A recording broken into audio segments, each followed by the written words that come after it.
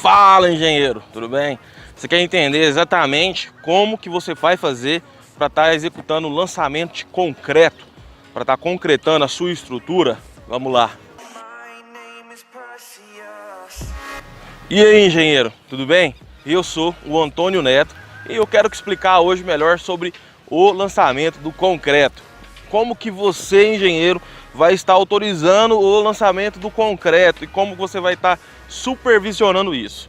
Aqui no edifício a gente tem algumas formas para estar analisando e autorizando o lançamento do concreto na nossa estrutura. A gente, antes de pedir o concreto, a gente tem alguns fatores que a gente tem que analisar e conferir. Dentre elas estão a conferência das medidas da forma, seja de pilares, seja de vigas, seja de lajes. A gente confere se todas as formas estão no prumo. Depois disso, a gente confere o posicionamento das armaduras, se todas as armaduras estão no prumo, se estão no local correto, se essas armaduras têm os espaçamentos corretos, se essa armadura ela tem um espaçamento correto dos estribos, ela tem um espaçamento correto das barras principais, qual o espaçamento delas, tem dupla armação, não tem. Então tudo isso a gente analisa com um projeto em mãos, tá? E a partir disso daí que a gente confere, tá tudo ok, a gente pede o concreto, tá? A gente analisa o projeto estrutural. Esse concreto ele é de 35 MPa, então a gente analisa e pede esse concreto com 35 MPa.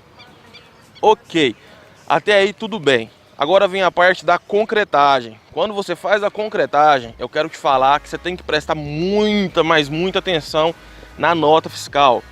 O rapaz que ele traz a nota fiscal, no caso o caminhoneiro, que normalmente é ele que traz as notas fiscais, ele vai trazer de nota por nota, conforme vai chegando os caminhões. Você pega a nota fiscal, primeira coisa, antes de descer o concreto, você pega a nota fiscal e analisa.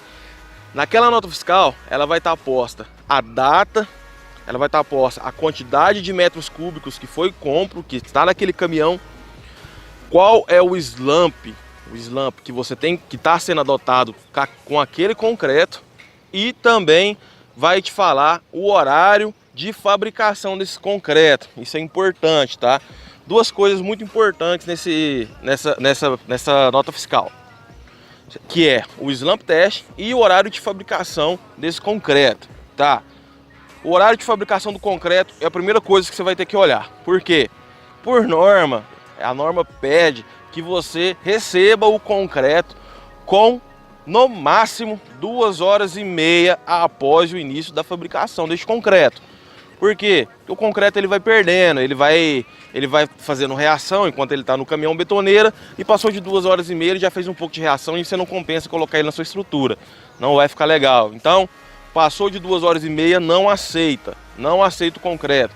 Se a concreteira é longe e eles se dão a correr o risco de te atender, eles têm que te atender dentre 0 e 2 horas e meia. Esse é o prazo, nada mais, nada menos do que isso, viu?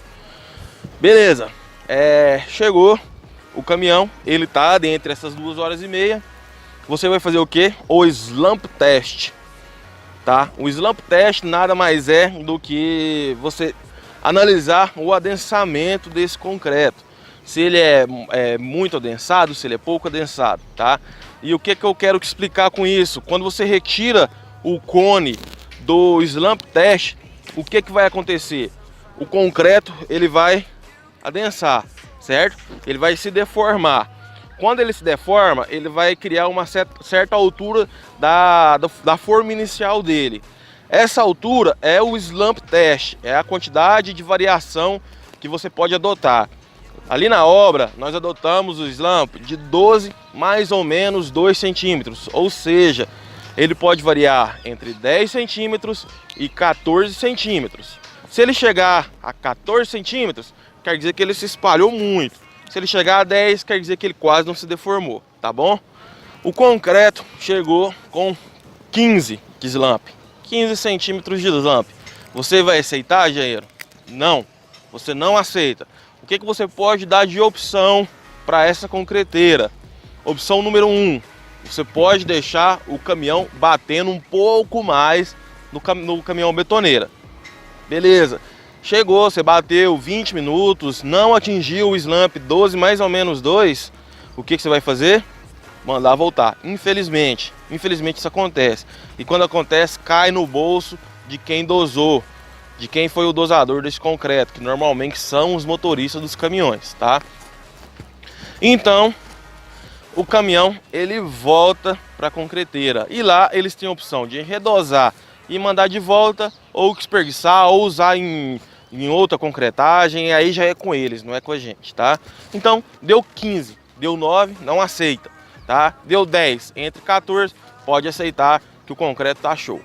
E depois que a gente faz isso, a gente preenche com aquele concreto os corpos de prova, tá? Se você não sabe para que serve o corpo de prova, vê o vídeo anterior que eu postei. Esse vídeo vai estar falando exatamente sobre corpos de prova e o rastreamento do concreto. Ele vai te explicar certinho o porquê que você faz corpo de prova, para que serve aquilo. Beleza, engenheiro? Deixa eu ir lá trabalhar que o pessoal tá me esperando. Vamos lá, engenheiro, o mundo é seu. Vamos!